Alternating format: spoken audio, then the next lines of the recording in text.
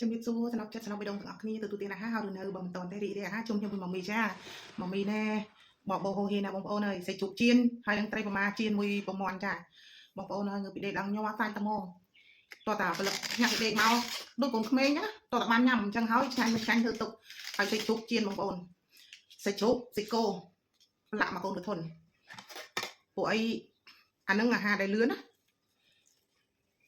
ហើយបើប្តីខ្ញុំមិនហូបណាដែលប្រពន្ធហូបបានប្រពន្ធចូលចិត្តនឹងគាត់ជួយទេក៏ទុកប្រពន្ធហូបគាត់ថាកាលណាតែប្រពន្ធហូបឆ្ងាញ់ប្រពន្ធសុបាយចិត្តប្រពន្ធសុខភាពល្អហើយមិនបងប្អូនថ្ងៃដេកអត់បានទេដេកបានតិចណាខ្ញុំតែមកភាំងហើយប៉ុន្តែខ្ញុំអត់ឈឺអីទេបងប្អូនអត់ចេះឈឺអីទេគាត់ថាពេលខ្លះក៏យើងមានល្វើយដែរប៉ុន្តែឲ្យឈឺអត់ឈឺទេហ្មងពួកអីបានញ៉ាំយងអញ្ចឹងណាបងប្អូនមកដាក់មកម៉ាត់តែប្រមាជិនមួយស្ពៃក្រោបហ្នឹង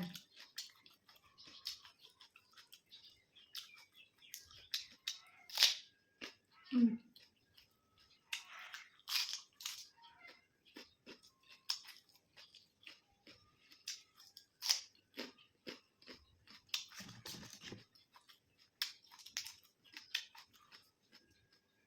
បន្លែចាស់ទៅហើយតែកាន់តែហូបបានទេបងប្អូនចិត្តស្និទ្ធមកលេងហូបបន្លែចុកពោះ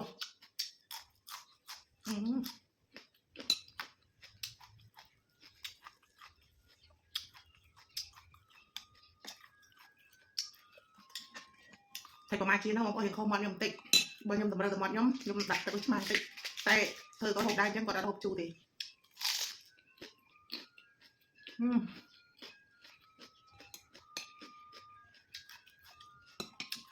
កមិញចំហុយប៉ុន្តែថតកាត់វាយក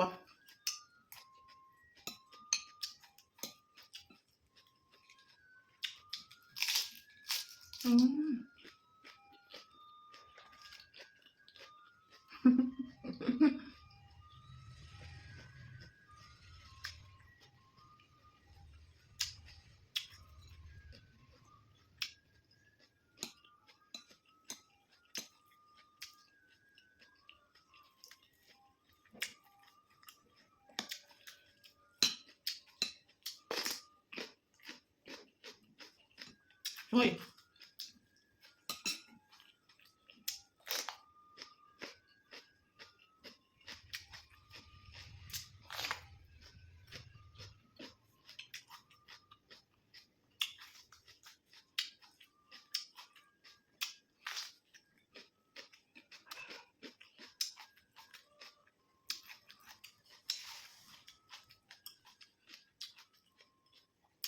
Học con traiបងប្អូនជំរាបលាជួបគ្នាវីដេអូក្រោយជូនពរសុខសប្បាយរស់ស៊ីមានបានគ្រប់ក្រុមគ្រួសារសូមព្រះយេស៊ូវប្រទានពរបងប្អូនគ្រប់ក្រុមគ្រួសារណា